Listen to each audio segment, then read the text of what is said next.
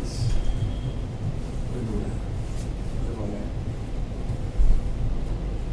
ശേഷം നടക്കുന്ന സംവാദത്തിൽ നമ്മുടെ ചെയ്യുന്ന എൻ്റെ സ്നേഹിതനെല്ലാവരുപരി എൻ്റെ ഗുരുനാഥനും കൂടിയായ സുഹൃത്തും ഗുരുനാഥനും കൂടിയായിട്ടുള്ള ശ്രീ മാധവൻ പ്രൊഫസറിൻ്റെ ശ്രീ ജോൺ, ശ്രീ ചാൾസ്, അതുപോലെ ഇവിടെ സംവാദത്തിൽ വന്നു ചേർന്നിരിക്കുന്ന പ്രിയമുള്ള സുഹൃത്തുക്കളെ, സഹോദരി സഹോദരന്മാർ, മനസ്സിലാക്കുന്നത് ഒരു പക്ഷേ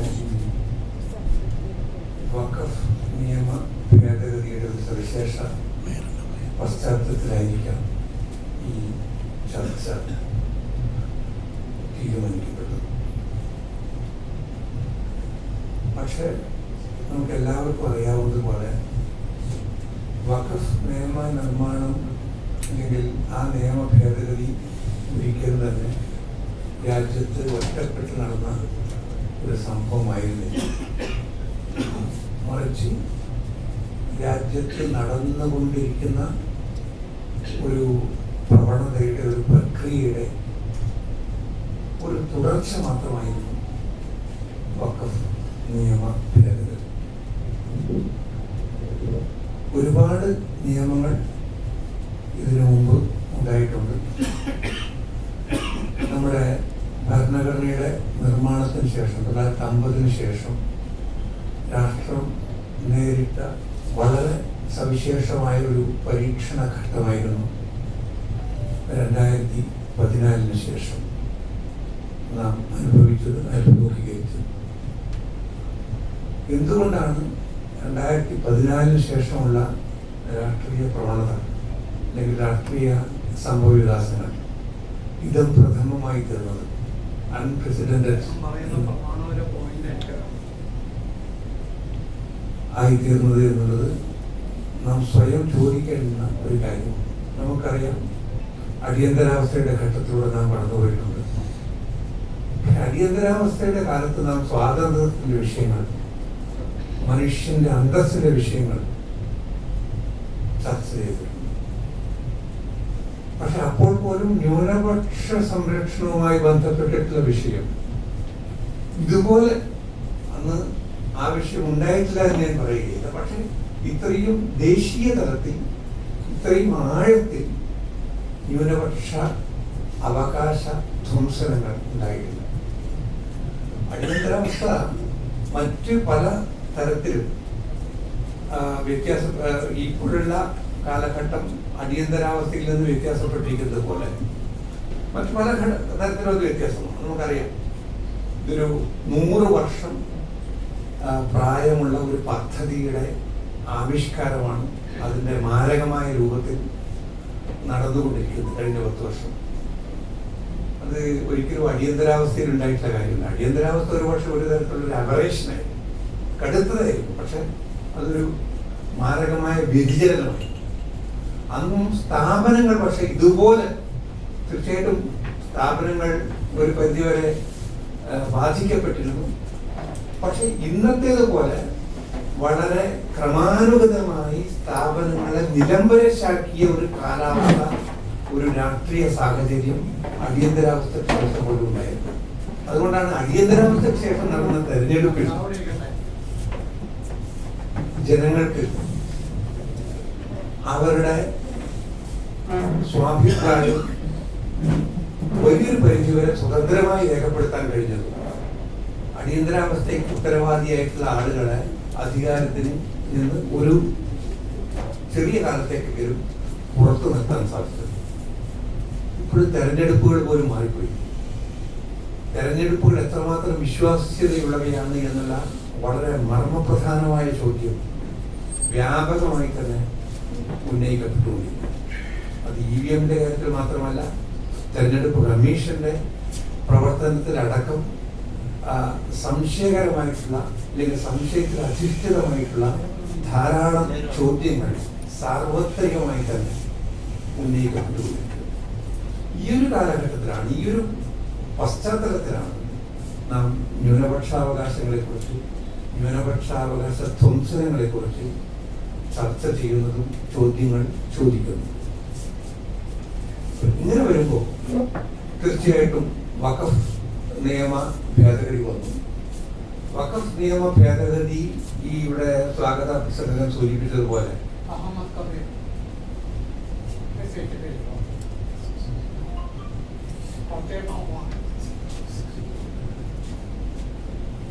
വഖഫ് നിയമ ഭേദഗതി പലപ്പോഴും ആളുകൾ ശരിയായ രീതിയിൽ മനസ്സിലാക്കിയോ എന്ന് പോലും സംശയമുണ്ട്. ഇപ്പോ അതിനൊരു ഉദാഹരണമുണ്ട്.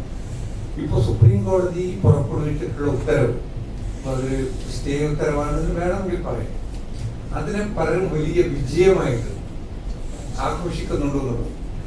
അത് ഈ കാര്യവുമായി ബന്ധപ്പെട്ട അടിസ്ഥാനപരമായ വസ്തുതകളുടെ അജ്ഞതയോ അല്ലെങ്കിൽ അവ അംഗീകരിക്കാനുള്ള വിമുഖതയോ കൊണ്ടാണ് എന്നുള്ളതാണ് എൻ്റെ എളിയ അഭിപ്രായം.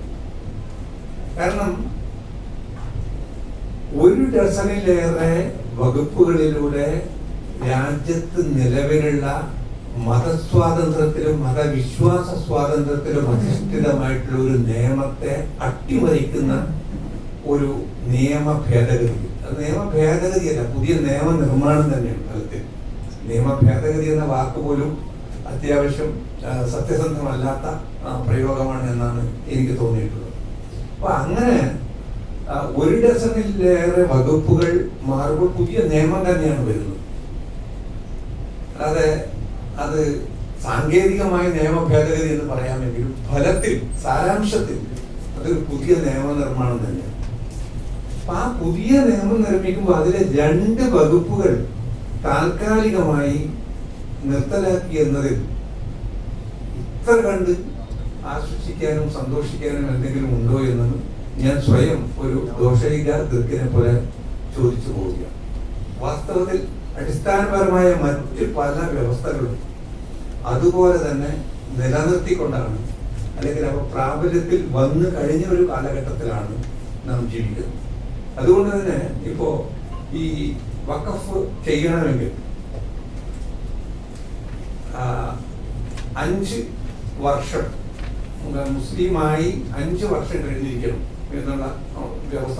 ഒരു ഉദാഹരണത്തിന് പറയുക, അവിടെ കോടതിയിൽ ഉന്നയിക്കപ്പെട്ടുള്ളൊരു, ഞാൻ ഹാജരാവാത്ത കേസ് കൂടിയാണ്, അതുകൊണ്ട് എനിക്ക് യാതൊരു പക്ഷപാതത്വം ഇല്ലാതെ തന്നെ ഈ കാര്യത്തിൽ സംസാരിക്കാൻ കഴിയും.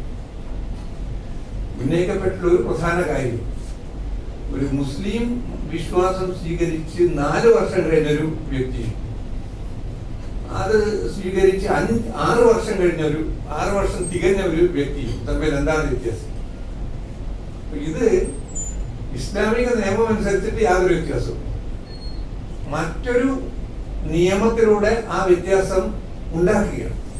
ഇത് അവിടെ ഉന്നയിക്കപ്പെട്ടുള്ള ഒരു വാദം, അത് ഭരണഘടനയുടെ ഈ തുല്യതയെ കുറിച്ച് പറയുന്ന 14-ാം അനുച്ഛേദത്തിന്റെ ലംഘനമാണ്. ഈ വ്യവസ്ഥ നിലനിൽക്കുക. അതുപോലെ വഖഫ് സ്വത്തുക്കളുമായിട്ട് ബന്ധപ്പെട്ട മറ്റ് ധാരാളം വ്യവസ്ഥകൾ നിലനിൽക്കുകയാണ്. ഉദാഹരണത്തിന് ഇപ്പോ വഖഫ് സ്വത്ത് ചെയ്യുമ്പോൾ ഒരു ദാനത്തിലൂടെ ഒരു സ്വത്ത് വഖഫ് ചെയ്യാം എന്നുള്ളത് വളരെ കാലമായിട്ട് നല്ല, കാരണം ഇതിനൊരു കാരണം, ഇതൊരു കുറച്ച് അത്യാവശ്യം സങ്കീർണമായിട്ടുള്ളെങ്കിലും ഒരു സരള യാഥാർത്ഥ്യം കൂടിയാണ്. ഇസ്ലാമിക നിയമം അനുസരിച്ചിട്ട് ഒരു ദാനം ചെയ്യണമെങ്കിൽ അത് വാക്കാൽ ചെയ്യും. അപ്പൊ ചോദിക്കുക, അതെന്താണ് തെളിവ്? തെളിവെന്ന് പറയുന്നത് പിന്നീട് ഉണ്ടാകുന്നത്, ഉദാഹരണത്തിന് റവന്യൂ രേഖകളിൽ നിന്ന് മാറ്റം, ഇതിൽ ആ സ്വത്തിന്റെ ഉപയോഗം ഉണ്ടാകുന്ന മാറ്റങ്ങൾ, അതിന്റെ സവിശേഷതകൾ. അപ്പൊ വാക്കാലയുടെ ദാനം എന്ന് പറയുന്നത് വളരെ നൂറ്റാണ്ടുകളായിട്ട് ഒരു സമൂഹം കൊണ്ട് നടക്കുന്ന ഒരു പ്രക്രിയ. അതിന് നിയമം അംഗീകരിക്കുകയാണ്. ഇസ്ലാമിക് ഗിഫ്റ്റ് എന്ന് പറയുന്നത് ആ രീതിയിൽ നൽകുന്ന ഒരു ഗിഫ്റ്റ്, ആ ഗിഫ്റ്റിന്റെ തീയതി മുതൽ തന്നെ അത് പ്രാബല്യത്തിൽ വരുന്നു. Once a gift always a gift. ഇത് വഖഫ് ആക്ടിൽ 95-ലുള്ള വഖഫ് നിയമത്തിലും മൂല നിയമത്തിലും അതുപോലെ അംഗീകരിക്കപ്പെട്ടിട്ടൊരു കാര്യം. ഇങ്ങനെ ധാരാളം ക്രയവിക്രയങ്ങൾ നടന്നു കഴിഞ്ഞിട്ടുണ്ട് വഖഫിന്റെ പശ്ചാത്തലത്തിൽ. ഇതിനുള്ള അംഗീകാരം പുതിയ ഭേദഗതി എടുത്തു കളയും. അപ്പൊ ഇത് എടുത്തു കളയുമ്പോൾ ഇതുമായി ബന്ധപ്പെട്ടിട്ടുള്ള ഒട്ടേറെ പ്രശ്നങ്ങളുണ്ട്. ഒരു ഡീഡില്ലാതെയും ക്രയവിക്രയമാകാമെന്നുള്ള ചിരപുരാതനമായിട്ടുള്ള വിശ്വാസ പ്രമാണം തന്നെ എടുത്തു കളയും. ഇതൊന്നും പുതിയ സ്റ്റേ ഉത്തരവിൽ പരാമർശിക്കപ്പെട്ടു പോലുമില്ല. ഈ ഹിബ എന്ന് പറയുന്ന ഒരു സങ്കല്പം ഇസ്ലാം, അത് ഈ വാക്കാലെയുള്ള ദാനം, അതിന് രേഖ ആവശ്യമില്ല. ബന്ധുക്കൾക്കോ മറ്റുള്ളവർക്കോ നൽകുന്നതിന് രേഖ ആവശ്യം. അപ്പൊ അത് സംഭവിച്ചിട്ടുണ്ടെങ്കിൽ അത് യഥാർത്ഥത്തിൽ നടന്നിട്ടുണ്ടോ എന്നുള്ളത് മറ്റ് സാഹചര്യങ്ങളുടെ അടിസ്ഥാനത്തിലാണ് മനസ്സിലാക്കുന്നത്. ഇപ്പോൾ 200 കൊല്ലം മുമ്പ് നടന്ന ഒരു വാക്കാലുള്ള ദാനത്തിന്റെ അടിസ്ഥാനത്തിലായിരിക്കും ഒരു പക്ഷേ ഒരു വ്യക്തി അല്ലെങ്കിൽ ഒരു സ്ഥാപനം ഒരു സ്വത്ത് കൈയാളുന്നു. 200 കൊല്ലം അത് അദ്ദേഹത്തിന്റെ അല്ലെങ്കിൽ ആ സ്ഥാപനത്തിന്റെ കയ്യിലാണെങ്കിൽ 200 കൊല്ലം മുമ്പ് ആ ചെയ്തിട്ടുള്ള രേഖ അന്വേഷിച്ച് പോകേണ്ടെന്ന് ആവശ്യമില്ല. ഇതുപോലെ ധാരാളം കാര്യങ്ങൾ ഈ പുതിയ ഭേദഗതിയിലൂടെ ആവിഷ്കരിക്കപ്പെട്ടിരിക്കുകയാണ്. അതുപോലെ ഈ കമ്മ്യൂണിറ്റി പ്രാക്ടീസ് അല്ലെങ്കിൽ വാക്കാലുള്ള പ്രഖ്യാപനം, നിരന്തരമായിട്ടുള്ള ഉപയോഗം, ഇതൊക്കെയാണ് വഖഫ് ബൈ യൂസർ എന്നുള്ള ഒരു സങ്കല്പത്തിലേക്ക് എത്തിയത്. ഇതിലൊക്കെ പലപ്പോഴും ഇത്തരം കാര്യങ്ങളിൽ രേഖ കാണിക്കണമെന്നുള്ള ഒരു നിർദ്ദേശം വളരെ പ്രധാനമായിട്ട് വരുന്ന ഒരു കാര്യം അതാണ്. മറ്റ് പല ഇതുമുണ്ട്. അഡ്ജുഡിക്കേറ്ററി അധികാരം സർക്കാരിന് കൊടുക്കുക. പ്രാഥമികമായിട്ട് നാളിതുവരെ മറ്റുള്ള അധികാരികൾ ചെയ്തിട്ടുള്ള അല്ലെങ്കിൽ ജുഡീഷ്യൽ ഫോറം വഖഫ് ട്രിബ്യൂണലും മറ്റും ചെയ്തിട്ടുള്ള കാര്യങ്ങൾ പലപ്പോഴും സർക്കാരിലേക്ക് കൊടുക്കുകയാണ്. തർക്കം വന്നു കഴിഞ്ഞാൽ അത് തീരുമാനിക്കേണ്ടത് ഗവൺമെന്റ് ആണ്, കലക്ടറാണ് എന്നുള്ള രീതിയിലേക്ക് കാര്യങ്ങൾ മാറുകയാണ്. പലപ്പോഴും ഇതിന്റെ ഈ രേഖകൾ ചോദിക്കുമ്പോൾ ഇത് നൂറ്റാണ്ടുകൾക്ക് ശേഷമാണ് ഈ കാര്യം സംഭവിക്കുന്നത്. അപ്പൊ അങ്ങനെ സംഭവിക്കുമ്പോൾ വരുന്ന ഒരു പ്രശ്നം ഇതാണ്. ഇത് എന്റെ അഭിപ്രായത്തിൽ മതമേഖലയിൽ മറ്റൊരർത്ഥത്തിൽ നടപ്പിലാക്കുന്ന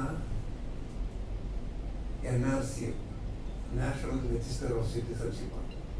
കാരണം നാളിതുവരെ വിശ്വാസത്തിന്റെ അടിസ്ഥാനത്തിൽ ഇല്ലെങ്കിൽ ദാനത്തിന്റെ അടിസ്ഥാനത്തിൽ ഇല്ലെങ്കിൽ പ്രഖ്യാപനങ്ങളുടെ അടിസ്ഥാനത്തിൽ നീണ്ടുനിന്ന ഉപയോഗങ്ങളുടെ അടിസ്ഥാനത്തിൽ കൈയാളിയിരുന്ന സ്വത്തുക്കളുടെ രേഖകൾ ചോദിക്കുമ്പോൾ അല്ലെങ്കിൽ ഭാവിയിലെങ്കിലും അത്തരത്തിലുള്ള രേഖകൾ ആവശ്യമാക്കുമ്പോൾ സംഭവിക്കുന്നത് ഒരു പ്രത്യേക മതവിഭാഗം ശീലിച്ചിട്ടില്ലാത്ത, അവർക്ക് പരിചിതമല്ലാത്ത ചില നിബന്ധനകൾ മതനിയമങ്ങളുടെ ലോകത്തേക്ക് ഇമ്പോസ് ചെയ്യുക അല്ലെങ്കിൽ അതിലേക്ക് അവരുടെ മേൽ പ്രതിഷ്ഠിക്കുക.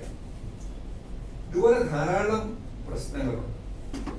ഇപ്പോ സെക്ടറൽ ഓട്ടോണമി, ഇന്ന് നിലവിലുള്ള വഖഫ് നിയമം അനുസരിച്ച് മതത്തിനകത്തെ വ്യത്യസ്ത വിഭാഗങ്ങൾ, സുന്നി ഷിയ വിഭാഗങ്ങൾ, ആ ഡിനോമിനേഷനെ അംഗീകരിക്കുന്ന ഒരു നിയമമാണ് ഇപ്പോഴുള്ളത്.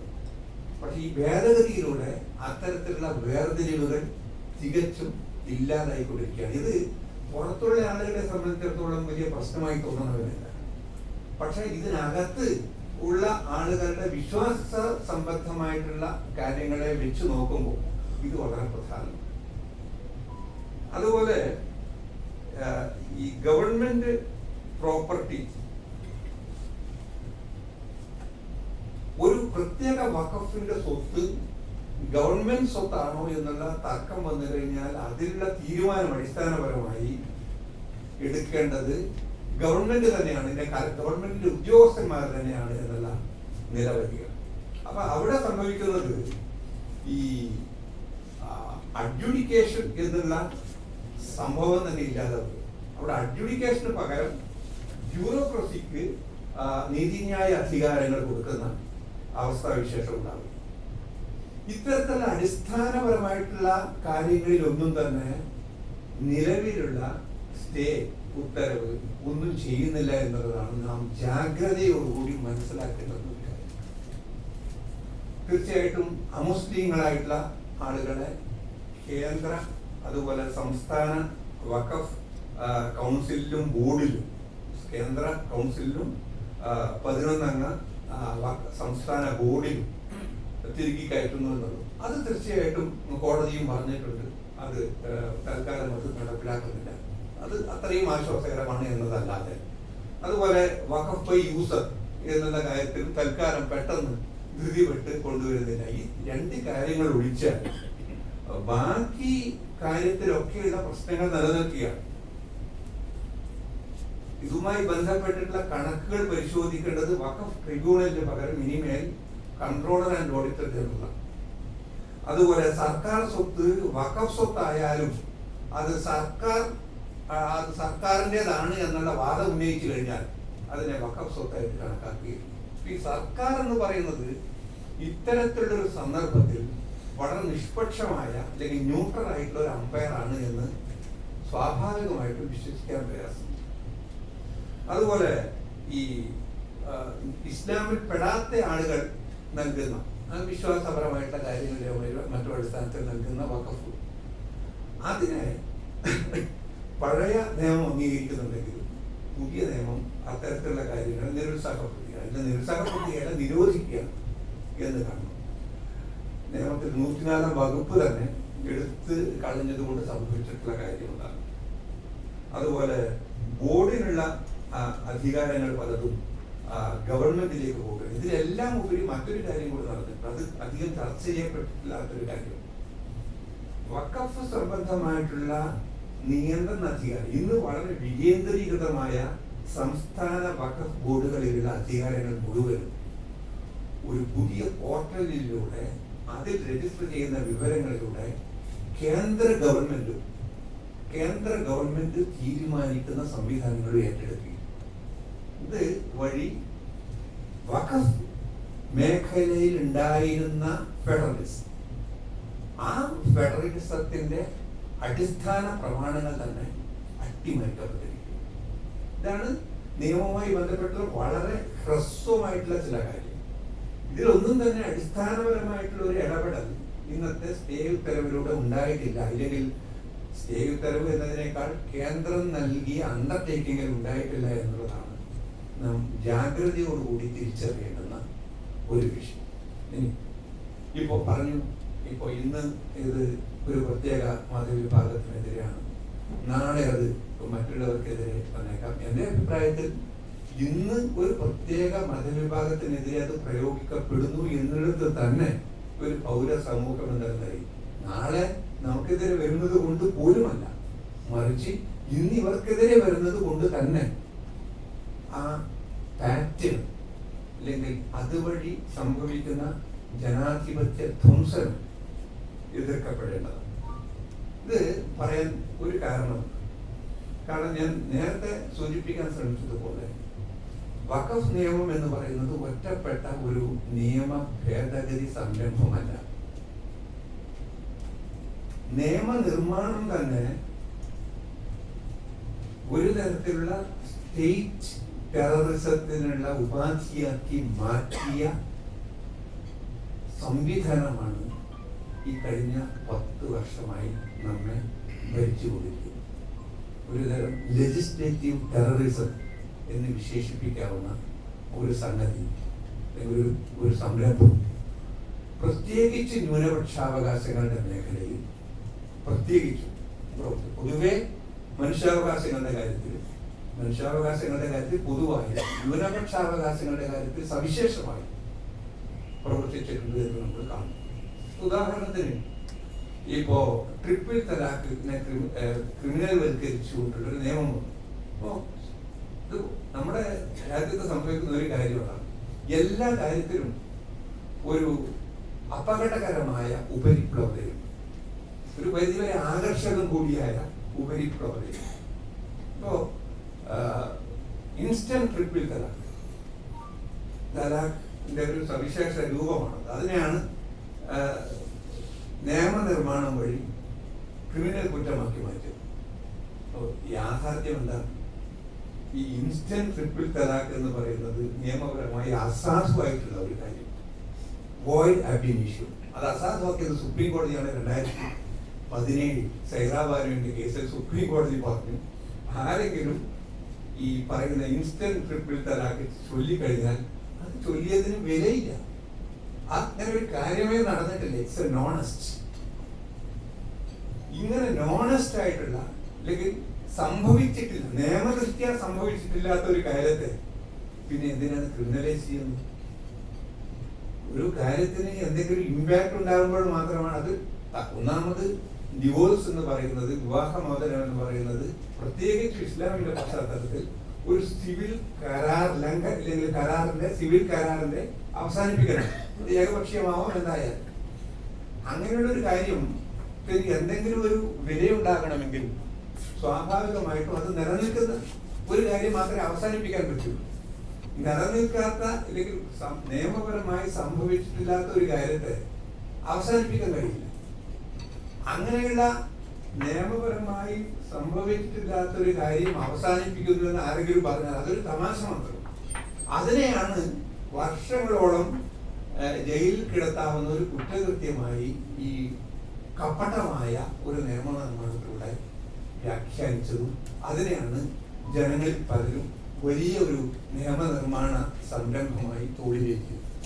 ഇതുവഴി പല പ്രശ്നങ്ങളുമുണ്ട്. ഒന്ന്, ഈ ഇതുവഴി സംഭവിച്ചിട്ടുള്ളത് പലപ്പോഴും മുസ്ലിം സ്ത്രീകളുടെ ഉന്നമനത്തിന് വേണ്ടിയാണ് ഇത് കൊണ്ടുവന്നത് എന്ന് പറഞ്ഞു. വാസ്തവത്തിൽ ഈ നിയമം വന്നതോടുകൂടി പലരും, അതായത് അവരവരുടെ ഭാര്യമാരെ സംരക്ഷണം അർഹിക്കുന്ന ഭാര്യമാരെ സംരക്ഷിക്കാത്ത ഭർത്താക്കന്മാർ ഈ പറയുന്ന ഇൻസ്റ്റന്റ് ട്രിപ്പിൾ തലാഖ് ചെല്ലാതെ അവർ ഭാര്യമാരെ ഫലത്തിൽ ഉപേക്ഷിക്കുന്ന തന്ത്രപരമായി ഇതിന് ഇൻവെർട്ടർ അങ്ങനെ ഒരു സാഹചര്യം സൃഷ്ടിക്കും. ഇത് നിയമത്തിന്റെ നേരിട്ടുള്ളൊരു ഫലമാണ്. അതായത് ഇതുകൊണ്ട് മുസ്ലിം ഭർത്താക്കൾ അങ്ങനെ ഉണ്ടെങ്കിൽ തന്നെ ഭാര്യമാരെ സംരക്ഷിക്കാത്ത മുസ്ലിം ഭർത്താക്കന്മാർ ഈ നിയമത്തിനെ പേടിച്ച് അവരെ സംരക്ഷിക്കുന്ന ഒരവസ്ഥ പലപ്പോഴും ഋജുബുദ്ധികളായ ഈ ആളുകൾ ചിന്തിക്കുന്ന പോലെ സംഭവിച്ചിട്ടില്ല. മറ്റൊരു കാര്യം, ഇനി അഥവാ ഇത് സംഭവിച്ചു എന്ന് തന്നെ വെക്കുക, ഈ പറയുന്ന സംരക്ഷണ ചെലവ് കൊടുക്കുന്നയാളെ ജയിലിൽ അടച്ചു കഴിഞ്ഞാൽ ഭാര്യമാരുടെ സംരക്ഷണം നടക്കുമല്ല, അയാളുടെ ഗവൺമെന്റ് നേതൃത്വത്തിലുള്ള സംരക്ഷണം മാത്രമാണോ നടക്കുക എന്ന് നമുക്ക് ആലോചിക്കാവുന്ന കാര്യം മാത്രം. ഇതുവഴി എങ്ങനെയാണ് മുസ്ലിം സ്ത്രീകളുടെ ഉന്നമനം ഉണ്ടായിട്ടുള്ളത് എന്നുള്ളത് വളരെ നിയമപ്രശ്നമല്ല, അതൊരു കോമൺ സെൻസിക്കൽ ക്വസ്റ്റ്യനാണ്. പ്രശ്നം ഇതാണ്, പലപ്പോഴും നിയമനിർമ്മാണങ്ങൾ നടത്തിയിട്ടുണ്ട് ഈ പറയുന്ന ഭൂരിപക്ഷ വർഗീയ രാഷ്ട്രീയത്തിന്റെ നിയമനിർമ്മാണങ്ങൾ പോപ്പുലിസ്റ്റ് നിയമനിർമ്മാണങ്ങൾ എന്നതിലുപരി ജനങ്ങളെ വിഭജിക്കുവാനും മതത്തിന്റെ അടിസ്ഥാനത്തിൽ വിഭജനത്തിന്റെ അടിസ്ഥാനത്തിൽ മാത്രം കാര്യങ്ങളെ കാണാനും അതുവഴി ഭൂരിപക്ഷ വർഗീയതയെ കപടമായ തന്ത്രങ്ങളിലൂടെ ഊട്ടി വളർത്താനുമുള്ള യത്നങ്ങൾ മാത്രമേ. ഇത് 2014 മുമ്പ് നമുക്ക് അധികം പരിചയമില്ലാത്ത കാര്യം. അന്നും കരി നിയമങ്ങളൊക്കെ ഉണ്ടായിട്ടുണ്ട്. ഇപ്പൊ ടാഡ പോലെ കോട്ട പോലുള്ള നിയമങ്ങളൊക്കെ വന്നത് ഇതിനു മുമ്പുള്ള കാലഘട്ടത്തിലാണ്. പക്ഷെ ന്യൂനപക്ഷങ്ങൾക്കെതിരെ ഇത്തരത്തിലുള്ള നിയമം, അതുപോലെ മറ്റൊരു നിയമനിർമ്മാണമാണ് നമ്മുടെ ചില സംസ്ഥാനങ്ങളിൽ മാത്രം നടന്ന് സംഭവിച്ചിട്ടുള്ള യൂണിഫോം സിവിൽ കോഡ്. ഇത് ഒരു ഭരണഘടനാപരമായ ഭരിതമാണ്, ഭരണഘടനാപരമായ ഒരു ക്രൂരഭരിതമാണ് ഒരു പക്ഷേ. കാരണം ഭരണഘടനയുടെ 44-ാം അനുച്ഛേദം പറയുന്നത് രാജ്യമൊട്ടാകെ for the entire territory of India രാജ്യമൊട്ടാകെ ബാധകമായിട്ടുള്ള യൂണിഫോം സിവിൽ കോഡ്. അതിന്റെ ന്യായാന്യായങ്ങളും മറ്റു കാര്യങ്ങളും ഈ നമ്മുടെ ഇപ്പോ ചർച്ചയുടെ വിഷയമല്ലാത്തതുകൊണ്ട് ഞാൻ മാറ്റിവെക്കും. പക്ഷെ രാജ്യമൊട്ടാകെ യൂണിഫോം സിവിൽ കോഡ് എന്ന് പറയുമ്പോൾ ഭരണഘടനയുടെ അത് നിർദ്ദേശക തത്വം മാത്രമാണ്. ഡോക്ടർ അംബേദ്കർ ഒരു ഓപ്ഷണൽ സിവിൽ കോഡിനെ പറ്റി മാത്രമേ പറഞ്ഞുള്ളൂ.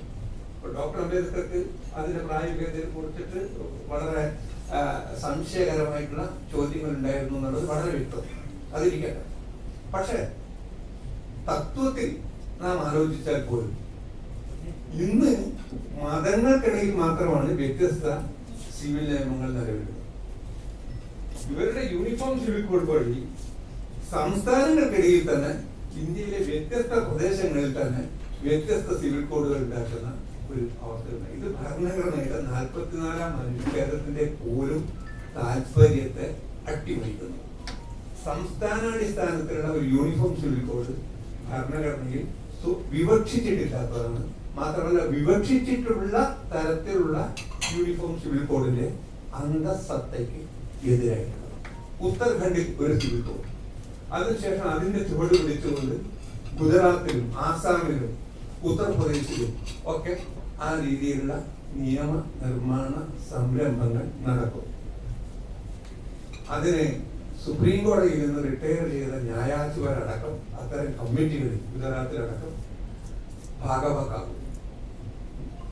ഇത് എന്താണ് സംഭവിക്കുന്നത്? ഇത് എന്ത് തരത്തിലുള്ള യൂണിഫോം സിവിൽ കോഡാണ് ഇവിടെയും നടക്കുന്നത്? മറ്റൊരു വിഭജന ശ്രമം മാത്രമാണ്. അപ്പൊ അതുവഴി പലതും ചെയ്യുന്നു. ഇപ്പോ ലിവിങ് റിലേഷൻ പോലുള്ള കാര്യങ്ങൾ പോലും രജിസ്റ്റർ ചെയ്യണം, വിവാഹം പോലെ രജിസ്റ്റർ ചെയ്യണം എന്നുള്ള അവസ്ഥ. വ്യക്തി ജീവിതത്തിൽ വ്യക്തിപരമായിട്ടുള്ള തീരുമാനങ്ങളിലൊക്കെ തന്നെ സ്റ്റേറ്റ് അതിന്റെ പോലീസ് പവറിനെ ഉപയോഗിക്കുന്ന സാഹചര്യം സൃഷ്ടിക്കുന്നു. ഈ പറയുന്ന സംസ്ഥാന അടിസ്ഥാനത്തിലുള്ള യൂണിഫോം സിവിൽ കോഡ് എന്നുള്ള ഇതൊന്നും പലതും വ്യക്തിപരമായിട്ടുള്ള സിവിൽ സംബന്ധമായിട്ടുള്ള കാര്യങ്ങളാണ്. മനുഷ്യബന്ധങ്ങൾ, മനുഷ്യ താല്പര്യങ്ങൾ, ഇന്റിമസി, ഏജൻസി, ഇതിലൊന്നും ധാർമ്മികമായിട്ടുള്ള എല്ലാ കാര്യത്തിലും സ്റ്റേറ്റിന് ഇടപെടാനുള്ള അവകാശമില്ല. ഇപ്പോ നൈതികമായിട്ടുള്ള തെറ്റായിട്ടുള്ള എല്ലാ കാര്യങ്ങളെയും ക്രിമിനലൈസ് ചെയ്യാൻ സ്റ്റേറ്റിന് അധികാരമില്ല. ഇപ്പോ കളവ് പറയുന്നു, നമ്മളൊരു ഭാര്യ കളവ് പറയുന്നു ഭർത്താവിനോട്, അതിന്റെ പേരിൽ ഭാര്യയെ പിടിച്ച് ജയിലിലിടാൻ സ്റ്റേറ്റിന് അധികാരമില്ല. കളവ് പറയുന്നത് ശരിയാണെന്ന് ചോദിച്ചാൽ അല്ല. പക്ഷെ അവിടെ ധാർമ്മികമായിട്ടൊരു കാര്യവും ക്രിമിനൽ ആയിട്ടുള്ള ഒരു കാര്യവും തമ്മിൽ അടിസ്ഥാനപരമായ വ്യത്യാസമാണ്. പലപ്പോഴും ഈ തരത്തിലുള്ള നിയമനിർമ്മാണങ്ങളിലൂടെ സംഭവിച്ചിട്ടുള്ളത് അതാണ്. ഇപ്പൊ UCC ഉത്തരാഖണ്ഡിൽ വന്നപ്പോ ഈ എല്ലാ ബന്ധങ്ങളും രജിസ്റ്റർ ചെയ്യണമെന്ന് മറ്റൊരു നിയമനിർമ്മാണമാണ് ഈ പറയുന്ന ലവ് ജിഹാദ് എന്ന് തെറ്റായി വ്യവഹരിക്കപ്പെട്ട ഒരു സംജ്ഞയുടെ അടിസ്ഥാനത്തിൽ കൊണ്ടുവന്നിട്ടുള്ള മതമാറ്റ വിരുദ്ധ നിയമം പല സംസ്ഥാനങ്ങളിലും. അതിന്റെ അടിസ്ഥാനത്തിൽ സംഭവിച്ചിട്ട് നമുക്കറിയാം, പലപ്പോഴും വ്യത്യസ്ത മതങ്ങളിലുള്ള ആളുകൾ തമ്മിൽ വിവാഹിതരായാൽ ആ ദമ്പതികളെ പോലും സ്റ്റേറ്റിന്റെ മെഷീനറി ഉപയോഗിച്ചിട്ട് പോലീസ് സംവിധാനത്തെ ഉപയോഗിച്ച് വേട്ടയാടുന്ന അവസ്ഥ. അതുവഴി മനുഷ്യർക്ക് സ്നേഹിക്കാനുള്ള പ്രാഥമികമായിട്ടുള്ള അധികാരം ഒരു എടുത്തു കളയുന്ന അവസ്ഥ. ഇതും സംഭവിച്ചത് ഒരു പ്രത്യേക ന്യൂനപക്ഷ വിഭാഗം മറ്റുള്ളവരെ ലവ് ജിഹാദ് നടത്തുന്നു എന്നുള്ള തെറ്റായിട്ടുള്ള വസ്തുതകളുടെ അടിസ്ഥാനമില്ലാത്ത, ചരിത്രപരമായ പിൻബലമില്ലാത്ത വ്യാഖ്യാനത്തിന്റെ ഒരു ഫാൾസ് നറേറ്റീവിന്റെ അടിസ്ഥാനത്തിലായി. അപ്പൊ ഇത്തരത്തിലുള്ള ധാരാളം നിയമനിർമ്മാണങ്ങൾ ഒന്നിനു പറയും ഒന്നായി വന്നുകൊണ്ടിരിക്കുന്നു. ഇതെന്തുകൊണ്ട് സംഭവിക്കുന്നു? ഇത്തരത്തിലുള്ള കാര്യങ്ങൾ വന്നു കഴിഞ്ഞാൽ ന്യൂനപക്ഷത്തെ വേട്ടയാടുന്ന പല സമ്പ്രദായങ്ങളിൽ ഒന്ന് മാത്രമാണ്. ഇപ്പോ നമുക്കറിയാം, സിറ്റിസൺഷിപ്പ് അമെൻഡ്മെന്റ് ആക്ട് മറ്റൊരു നിയമനിർമ്മാണ സംരംഭം. ഇതിന്റെ പരമ്പര മാത്രമാണ് ഞാൻ പറഞ്ഞു വരുന്നത്. ഇതിന്റെയൊക്കെ ഒരു തുടർച്ച മാത്രമാണ് വഖഫ് നിയമ ഭേദഗതി അല്ലെങ്കിൽ വഖഫ് നിയമ സംരംഭം. ഇപ്പോൾ സിറ്റിസൺഷിപ്പ് കാര്യത്തിൽ വന്നു, പൗര നിയമത്തിന്റെ ഉണ്ടായിട്ടുള്ള ഭേദഗതി. ഇപ്പോ ഈ രാജ്യത്ത് അതിനു മുമ്പാണ് ബാബരി മസ്ജിദ് തകർക്കപ്പെട്ടത്. ബാബരി മസ്ജിദ് തകർക്കപ്പെട്ടപ്പോൾ പോലും ഈ രാഷ്ട്രം പ്രായേണ ശാന്തമായിരുന്നു എന്നുള്ളത് ചിന്തിക്കേണ്ട ഒരു വിഷയം. അതൊരു വലിയ ക്ഷമയുടെ സഹനത്തിന്റെ ഒരു രൂപമായിട്ടാണ് എനിക്ക് ചരിത്രപരമായി നോക്കുമ്പോൾ തോന്നിയിട്ടുള്ളത്. കാരണം നമുക്കറിയാം സിഖ് കലാപം പോലുള്ള കാര്യങ്ങൾ ഉണ്ടായിട്ടൊരു രാജ്യമാണ് ഇന്ത്യ. അപ്പോൾ ബാബരി മസ്ജിദിന്റെ കോടതി വിധി വന്നു. അപ്പോ ബാബരി മസ്ജിദ് കേസിലെ കോടതി വിധിക്ക് ശേഷം പള്ളി പൊളിച്ചത് തെറ്റാണെന്ന് കോടതി തന്നെ പ്രഖ്യാപിച്ചു. പക്ഷെ ആ തെറ്റായി പള്ളി പൊളിച്ച ആളുകൾക്ക് അവിടെ അമ്പലം പണിത് കൊടുക്കാനുള്ള ബാധ്യത ഒരു സെക്യുലർ സ്റ്റേറ്റിൽ, കുറഞ്ഞ പക്ഷം ഭരണഘടനാപരമായി തത്വത്തിലെങ്കിലും സെക്യുലർ ആയിട്ടുള്ള ഒരു സ്റ്റേറ്റിൽ നിക്ഷേപിക്കുകയാണ് കോടതി ചെയ്തത്. അതിനുശേഷം പോലും പ്രായണ നമ്മുടെ രാഷ്ട്ര സമാധാനത്തിൽ ഒരു സമുദായവും അതിനെതിരെ കലാപം ചെയ്തില്ല എന്നുള്ളത് അടിവരയിട്ട് ഓർമ്മിക്കേണ്ടുന്ന ഒരു കാര്യമാണ്. അതേസമയം പൗരാവകാശ നിയമത്തിൽ ഭേദഗതി വരുത്തിയപ്പോൾ അല്ലെങ്കിൽ NRCയുമായി ബന്ധപ്പെട്ട് ചില അശുഭ സൂചനകൾ ഉണ്ടായപ്പോൾ ഈ സമൂഹം മുഴുവൻ അതിനെതിരെ പ്രതിഷേധിച്ചു. മറ്റൊരു തരത്തിൽ പറഞ്ഞാൽ പള്ളി പൊളിച്ചപ്പോഴും ആ പൊളിച്ചതിനെ സുപ്രീം കോടതി തന്നെ പരോക്ഷമായി സ്ഥിരീകരിക്കുകയും ചെയ്ത സാഹചര്യത്തിൽ പോലും ഉണ്ടായിട്ടില്ലാത്ത ന്യൂനപക്ഷ പ്രക്ഷോഭം ഉണ്ടായത് രാഷ്ട്രം നിയമനിർമ്മാണം വഴി അവരുടെ പൗരത്വത്തെ ചോദ്യം ചെയ്യാൻ ശ്രമിച്ചപ്പോൾ ഇത് ചരിത്രപരമായി വ്യവച്ഛേദിച്ച് അറിയേണ്ടുന്ന ഒരു പാഠമാണ്, സന്ദേശം. പൗരത്വം അവരെ സംബന്ധിച്ചിടത്തോളം ഏറ്റവും വലിയ വിശ്വാസ പ്രമാണമായിരുന്നു എന്നുള്ളതിന്റെ തെളിവ് കൂടിയാണ് ഈ വ്യത്യാസം എന്ന് പറയുന്നത്. മറ്റൊരു വിധത്തിൽ പറഞ്ഞാൽ അവരെത്രമാത്രം ഇന്ത്യൻ ദേശീയതയുടെ, ഇന്ത്യൻ പൗരത്വ സങ്കല്പത്തിന്റെ ഭാഗമാണ് എന്നും അർത്ഥശങ്കയ്ക്കിടയില്ലാത്ത വിധം വ്യക്തമാക്കുന്ന ഒരു വ്യത്യാസമാണ് ഇതിലൂടെ നമുക്ക് കാണാൻ കഴിയും.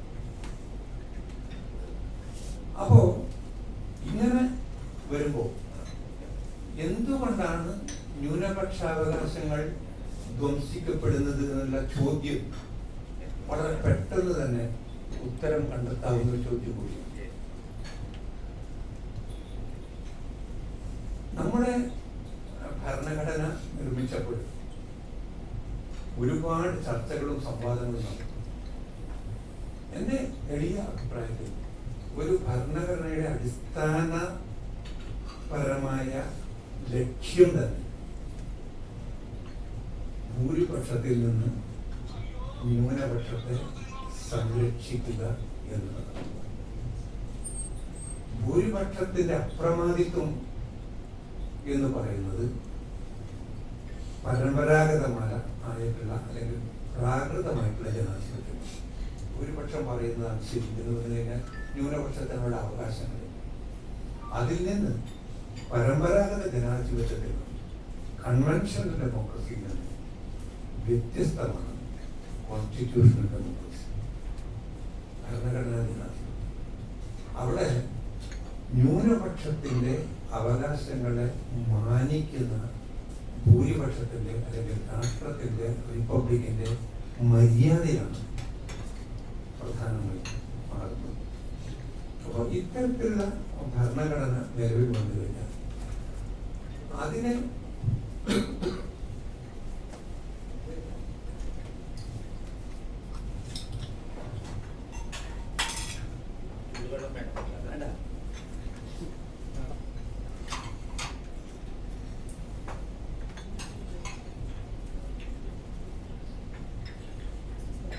അധികം നീട്ടുന്നില്ല.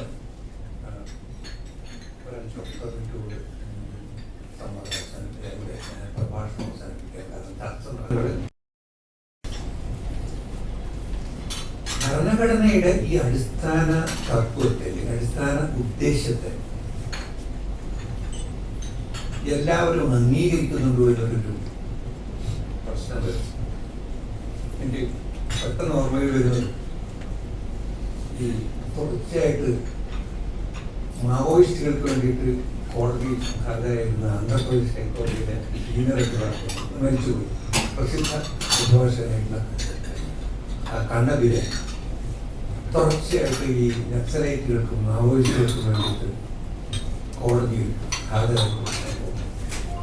ഒരു സന്ദർഭത്തിൽ ഒരു ന്യായാധിപൻ തന്നെ, ഹൈക്കോടതിയിലെ ഒരു ന്യായാധിപൻ തന്നെ ചോദിക്കുകയുണ്ടായി, നിങ്ങൾ നിരന്തരമായിട്ട് ഈ മാവോയിസ്റ്റുകൾക്ക് വേണ്ടിയിട്ട് അപ്പോൾ അവരുടെ ജാമ്യത്തിന് വേണ്ടി അപേക്ഷിക്കുന്നു. അവർക്ക് ഭരണഘടനയെ വിശ്വസിക്കും. അപ്പൊ നിങ്ങൾ എന്തുകൊണ്ട് ഇതിന് തുനിയുന്നു മിസ്റ്റർ കണ്ണൂരിനെ ചോദിച്ചപ്പോൾ അദ്ദേഹം രണ്ട് കാര്യങ്ങളുണ്ട്.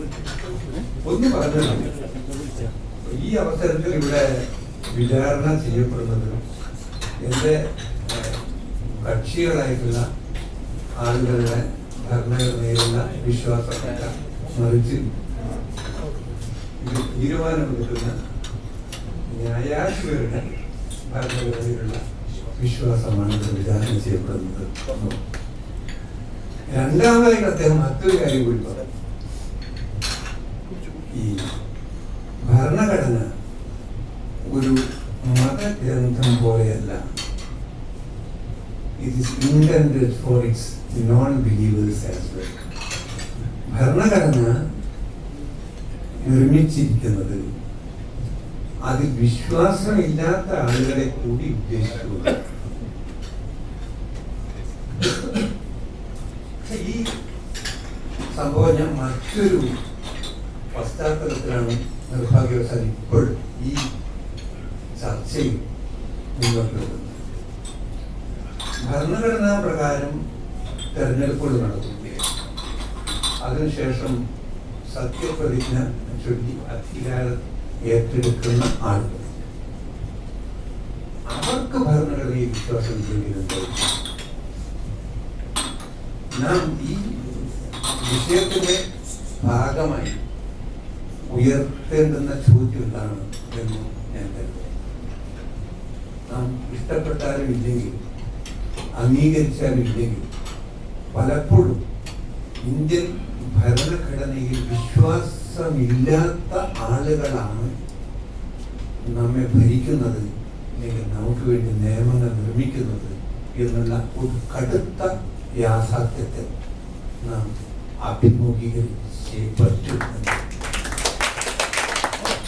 അങ്ങനെ സംഭവിക്കുമ്പോൾ എന്താണ് പൗരന്മാർ എന്നുള്ള നിലയിൽ നമുക്ക് മുൻപിലുള്ള മാർഗം എന്ന കടുത്ത ചോദ്യമാണ് ഒരു പക്ഷേ ഇത്തരം ചർച്ചകളിൽ ഉന്നയിക്കപ്പെടേണ്ടത്.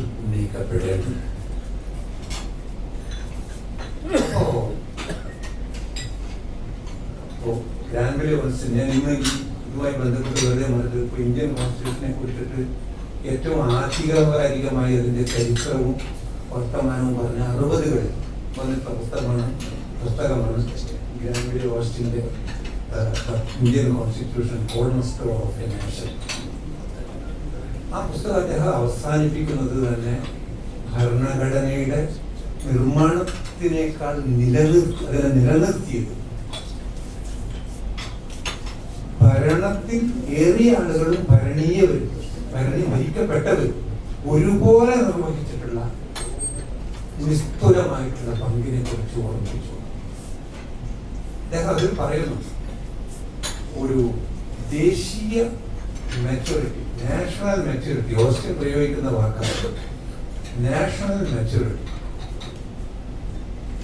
ഞാൻ അതിനെ സ്വതന്ത്രമായിട്ട് മാറ്റി എഴുതും, വേണമെങ്കിൽ ഒരു തരത്തിലുള്ള സിറ്റിസൺസ് സ്റ്റേറ്റ്സ്മാൻഷിപ്പ്. ഇത് വളരെ പ്രധാനമാണ്. പൗര സഞ്ചയം മുന്നോട്ട് വെക്കുന്ന രാഷ്ട്രീയ നായകത്വ ശീലങ്ങൾ, സ്റ്റേറ്റ്സ്മാൻഷിപ്പ്, അത് ആവശ്യപ്പെടുന്ന ഒരു കാലഘട്ടത്താണ് നിരന്തരമായിട്ടുള്ള ഭരണഘടനാ വിദ്യാഭ്യാസത്തിലൂടെയും പൗരന്മാരുടെ നിരന്തരമായ ബോധവൽക്കരണത്തിലൂടെയും മാത്രം സംഭവിക്കുന്ന കാര്യമാണ്. കാരണം സ്ഥാപനങ്ങൾ ഭരണഘടനാനുസൃതമായിട്ടല്ല പ്രവർത്തിക്കുന്നത് എന്നുള്ളൊരു തിരിച്ചറിവ്. അപ്പൊ നമുക്കറിയാം, ഇപ്പോൾ വളരെ അടുത്ത കാലത്ത് പോയപ്പോൾ സമീപകാലത്ത് ഒരു ന്യായാധിപൻ ചോദിക്കുന്നു, രാഹുൽ ഗാന്ധിയുടെ ബന്ധപ്പെട്ട കേസ് സ്റ്റേ ചെയ്തതിനു ശേഷം സ്വാഭാവികമായിട്ട് നമ്മുടെ നിയമപരമായിട്ടൊരു കാര്യമായിട്ട് തന്നെ തെറ്റ് ചെയ്തു. ഹൈക്കോടതിയുടെ വിധിയെ സ്റ്റേ ചെയ്തതിനു ശേഷം നിങ്ങൾ സവർക്കറെ കുറിച്ച് ഇങ്ങനെ പറയാമോ?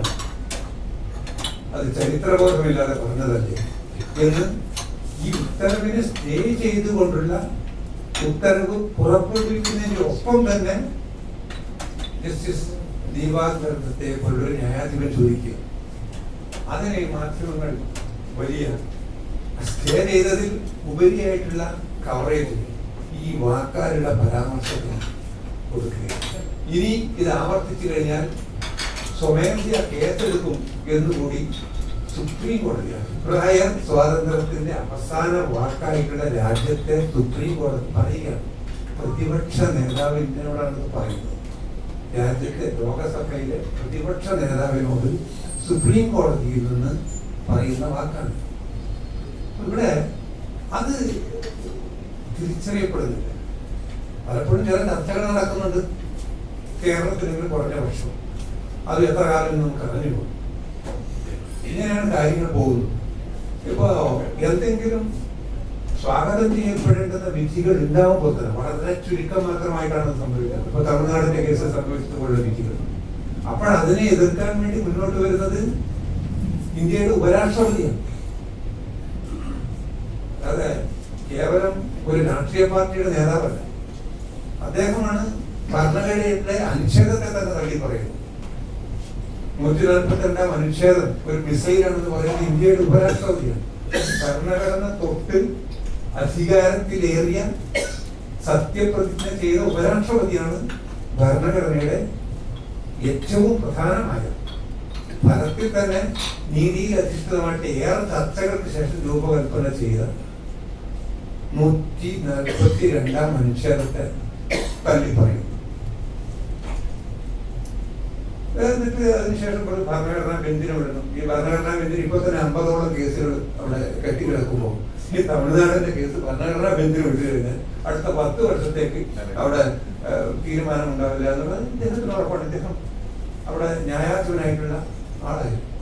അപ്പോ കേവലം വ്യക്തി താല്പര്യങ്ങളുടെ പൂർത്തീകരണത്തിന് വേണ്ടി അല്ലെങ്കിൽ രഹസ്യ മോഹങ്ങളുടെ സാക്ഷാത്കാരത്തിന് വേണ്ടി എന്തും പറയാം, എന്തും പ്രവർത്തിക്കാം എന്നുള്ളൊരു അവസ്ഥാവിശേഷം വന്നിരിക്കുന്നു.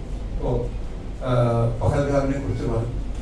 പഹൽഗാമിലെ ഭീകരമായിട്ടുള്ള സംഭവത്തിന്റെ ആഘാതം നമുക്ക് ഇപ്പോഴും ആർക്കും തന്നെ വിട്ടുമാറിയിട്ടില്ല. അവിടെ അതിനുശേഷം ഒരു സർവകക്ഷി യോഗം നടന്നു. ആ സർവകക്ഷി യോഗത്തിൽ പ്രധാന നേതൃത്വം വഹിക്കേണ്ടുന്ന പ്രധാനമന്ത്രി ബീഹാറിൽ മറ്റ് ചില പ്രഖ്യാപനങ്ങൾ നടത്തി തെരഞ്ഞെടുപ്പുമായി ബന്ധപ്പെട്ടിട്ടുള്ള പ്രവർത്തനങ്ങളിൽ ഏർപ്പെടുത്തി. ഇതിനും വ്യക്തമായിട്ട് ഈ ഞാൻ നേരത്തെ സൂചിപ്പിച്ച പ്രസ്താവനയ്ക്ക് തെളിവുകൾ ആവശ്യമില്ല. ഒരുപക്ഷെ ഭരണഘടനയിൽ വിശ്വാസമില്ലാത്ത ആളുകളാണ് നമ്മെ ഭരിക്കുന്നത് എന്നുള്ള പ്രസ്താവന. അപ്പോൾ ആ കാര്യം നിർഭാഗ്യകരെന്ന് പറയട്ടെ ആവർത്തിച്ചുകൊണ്ട് കൂടുതൽ ഇനിയും നീട്ടാതെ ഞാൻ എൻ്റെ വാക്കുകൾ അവസാനിപ്പിക്കുകയാണ്. ഈ രീതിയിലുള്ളൊരു ചർച്ച കേരളത്തിൽ സംഘടിപ്പിച്ചതിന് ഞാൻ ഇതിൻ്റെ സംഘാടകർക്ക് നന്ദി പറയുന്നു. കേരളത്തിലും ഇത്തരത്തിലുള്ള സംവാദങ്ങൾ മറ്റേത് സംസ്ഥാനത്തെയും പോലെ ആവശ്യമാണ്. കാരണം ഇവിടെ പലപ്പോഴും കാണുന്ന അപകടകരമായ ദൈനംദിനവാദം അല്ലെങ്കിൽ അപകടകരമായ പ്രായോഗികവാദം നാം ഉണർന്നിരുന്ന് തോൽപ്പിക്കേണ്ടുന്നൊരു പ്രവൃത്തിയാണ്. റബ്ബറിന്റെ വിലയുടെ മാത്രം അടിസ്ഥാനത്തിലല്ല രാഷ്ട്രീയ തീരുമാനങ്ങൾ ഉണ്ടാകുന്നത്. റബ്ബറിന്റെ വില അതിലൊരു ഘടകമായിരിക്കും. റബ്ബറിന്റെ വില പല ഘടകങ്ങളിൽ ഒന്നായിരിക്കും. അതില്ലാന്ന് ഞാൻ പറയുന്നില്ല. പക്ഷെ റബ്ബറിന്റെ വിലയുടെ മാത്രം അടിസ്ഥാനത്തിൽ രാഷ്ട്രീയം തീരുമാനിക്കുന്ന രാഷ്ട്രീയ നിശ്ചയങ്ങൾ ഉണ്ടാക്കുന്ന ഒരു അപകടകരമായ പ്രായോഗികവാദം സൂചിപ്പിച്ചിട്ടുള്ള സിറ്റിസൺസ് സ്റ്റേറ്റ്സ്മാൻഷിപ്പ് എന്ന സങ്കല്പത്തിന് കാട്ടാക്ക വിരുദ്ധം. അത്തരത്തിലുള്ള അപകടങ്ങളിൽ നിന്ന് സ്വയം രക്ഷിക്കുവാൻ ഇത്തരം നിയമ നിർമ്മാണങ്ങളെക്കുറിച്ചും ഇത്തരം രാഷ്ട്രീയ പ്രവണതകളെക്കുറിച്ചും കൂടുതൽ ജാഗ്രതയുള്ളവരാക്കാൻ നമുക്ക് കഴിയട്ടെ എന്നും അതിനുവേണ്ടി ഈ സംവാദം ഉപകരിക്കട്ടെ എന്നും ആശംസിച്ചുകൊണ്ട് ഞാൻ ഈ വാക്കുകൾ അവസാനിപ്പിക്കുകയാണ്. എല്ലാവർക്കും നല്ലത്.